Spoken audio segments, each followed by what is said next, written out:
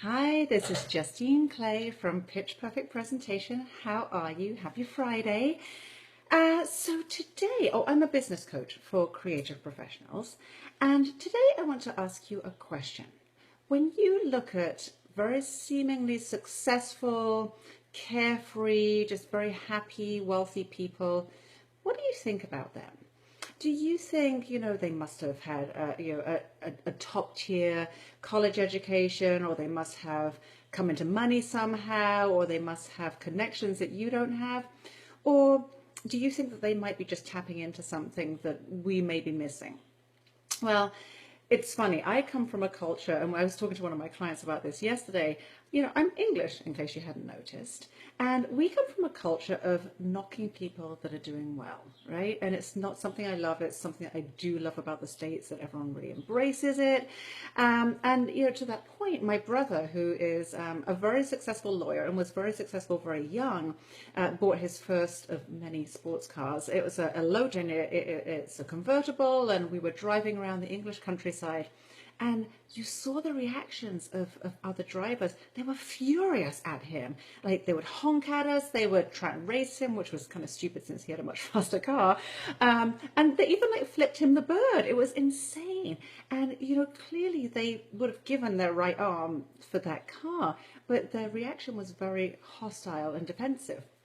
And it's something that I've really thought about as I've grown in my career as a coach for creative professionals. I've learned this one key to success and health and happiness and abundance, and it's mindset. It's all in your head.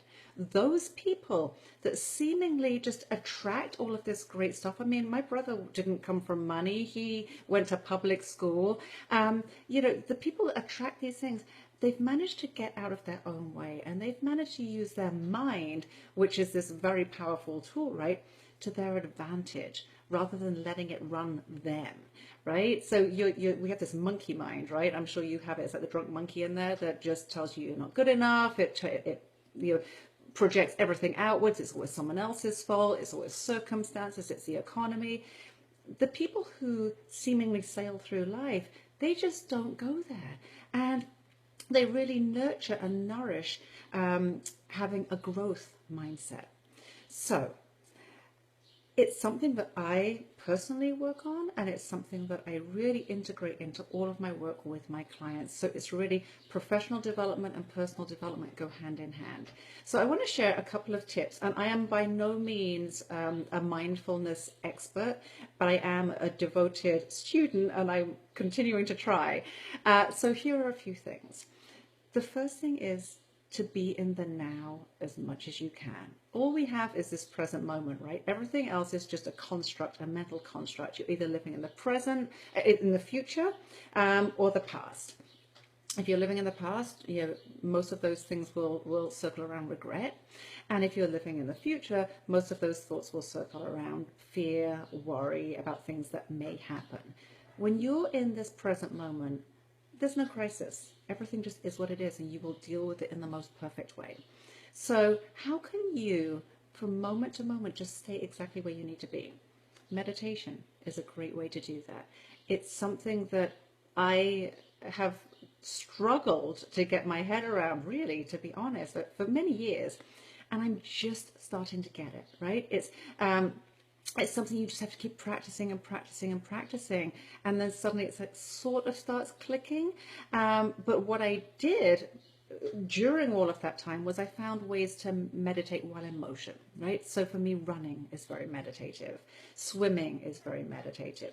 So find those things that help you just switch off for a minute, or just not even switch off, but let those thoughts just ruminate in your mind, and let go of the problems for a moment. And that's where the creativity comes in. That's where those flashes of inspiration come in. When you get that flash of inspiration, as crazy as it seems, that idea, that's like a divine download. Write it down. It may not come into something yet. It's going to morph into different things, but don't discount it. That's when the beauty happens. So I would really encourage you to just seek out, to learn from other people. I've been watching an amazing series called Creative Live, 30 Days of Genius. You can just Google that, look it up. And there's all these amazing entrepreneurs, and it's a thread that runs through the whole series, is figuring out a way to be mindful in order to be creative and to be successful and to be of service and to have a great impact in the world, in your industry.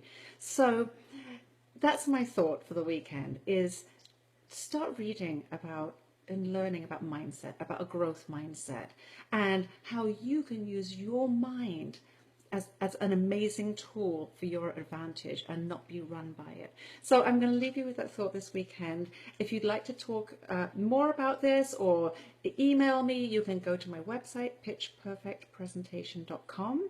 You can send me an email, you can set up a free call with me. You can talk to me about it on the blog, on Twitter, anywhere. So have a wonderful weekend. Here's to your mindfulness. Here's to your wealth, your happiness, your success. And I will see you soon.